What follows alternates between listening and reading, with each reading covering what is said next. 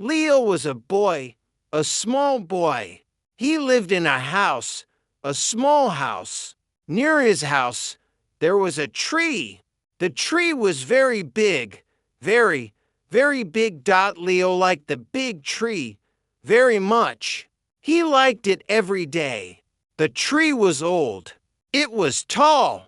It had many leaves, green leaves. The leaves made a nice sound in the wind. The tree had strong branches. They went high to the sky. When Leo was a very little boy, he played near the tree. He played with his toy car under the tree. The tree made a shadow. The shadow was cool. It was a good place to play. Leo often sat under the big tree. He sat on the soft grass. He looked at the sky. He looked at the leaves. The leaves moved slowly. They moved quickly. Birds lived in the tree. Many birds lived there. They sang sweet songs. Leo listened to the songs. He felt happy under the tree. He often felt very happy. The tree was always there. It was there in the morning. It was there in the afternoon. It was there at night. Leo could see the tree from his window. He could see it when he woke up. He could see it before he slept. As Leo grew a little older, he started to climb the tree. First, he climbed a very low branch. It was easy to reach. He held on tight. He pulled himself up. He sat on the branch. He smiled, a big smile. He felt like a king, high up. He climbed higher each year. He found new branches. He found good places to sit. He could see far from the tree. He could see his house. He could see the road. He could see the big field far away. The tree was his friend. He talked to the tree. He told the tree his secrets. He said, "Hello, tree." He said, "You are a good friend, tree." He thought the tree listened. He thought the tree understood him. In summer, the tree was full of leaves. It was green. It was cool. Leo loved summer days under the tree. He ate his lunch there. He read books there.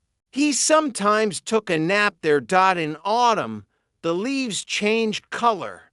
They turned yellow. They turned orange. They turned red. They fell down to the ground. Leo played in the leaves. He jumped in the piles. He made big piles of leaves. He threw the leaves in the air. In winter, the tree had no leaves. Its branches looked bare. They looked like arms reaching out. But the tree was still strong. It still stood tall. Leo knew the leaves would come back. He knew spring would come. In spring, small green buds appeared. Then, new leaves grew. The tree became green again. It was a new start. Leo loved the tree in all seasons. One day, Leo was not so small. He was a young boy. He still loved the tree, but he played other games, too. He played with his friends.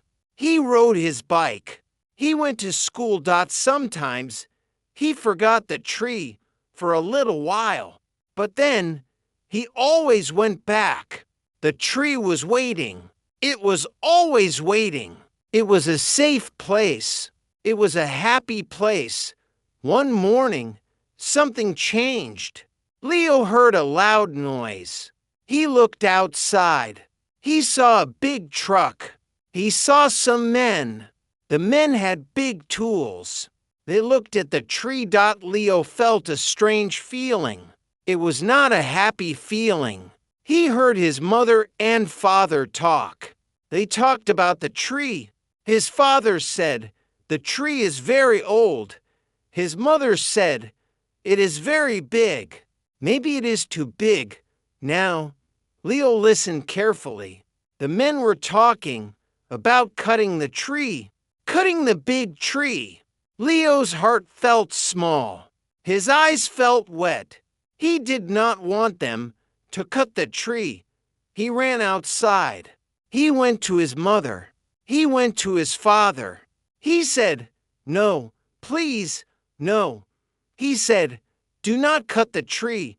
His voice was quiet. It was sad.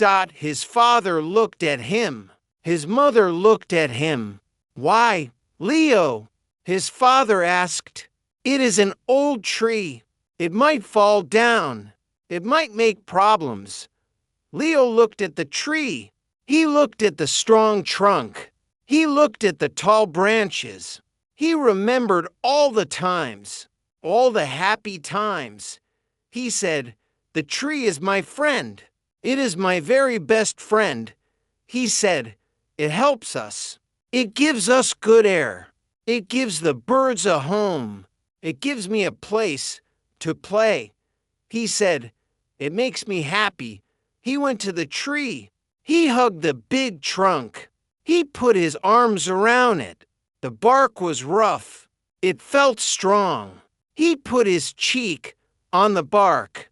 He felt the tree's strength. The men stopped. They looked at Leo. His mother and father looked at Leo. They saw his face. They saw his love for the tree. His father came close. He put a hand on Leo's shoulder. "You love this tree very much, don't you, Leo?" his father asked. Leo nodded his head. "Yes," he whispered, "very much." His mother came too. She looked at the tree. She remembered things, too. She remembered Leo playing. She remembered the shade. She remembered the birds. She smiled, a small smile. "Maybe," she said, "the tree can stay," his father thought. He looked at the men. He looked at Leo. "Okay," his father said. "We will not cut the tree. It is a special tree. It is Leo's tree."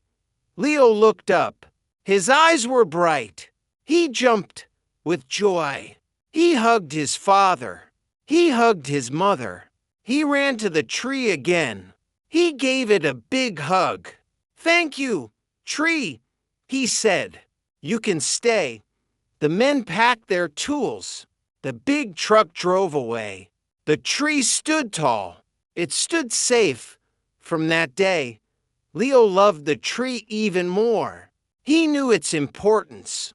He knew it was a gift. He still played under it.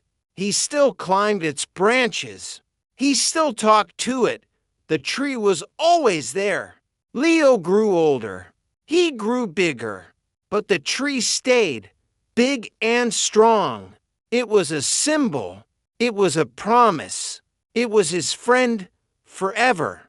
The boy and the big tree, always together.